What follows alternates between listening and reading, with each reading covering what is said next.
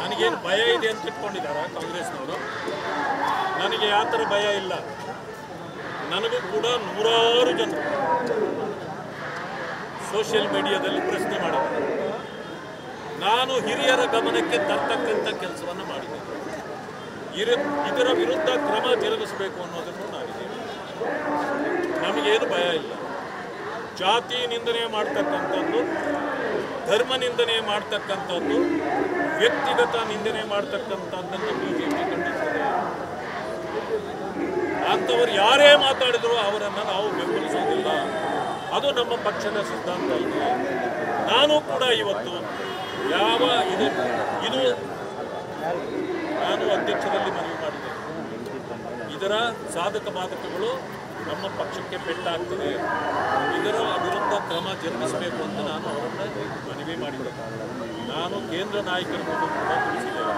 ನಾನು ಈಗಲೂ ಹೇಳ್ತೇನೆ, ಅದು ಇನ್ವೆಸ್ಟಿಗೇಷನ್ ಆಗಬೇಕು. ಅದು ಏನಾದರೂ ವಿಡಿಯೋ ನಿಜ ಆಗಿದ್ದರೆ ಅದರ ವಿರುದ್ಧವಾಗಿ ಕಠಿಣ ಕ್ರಮ ಜರುಗಿಸಬೇಕು. ಇದು ನನ್ನ ಪಕ್ಷದ ನಿಲುವು.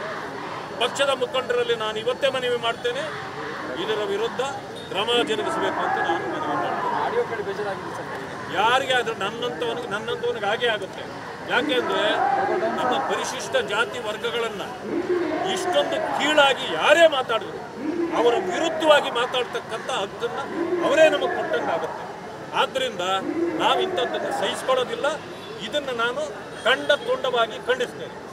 ಒಂದು. ಎರಡನೇದು, ಇದು ನಮ್ಮ ಕಾರ್ಯ.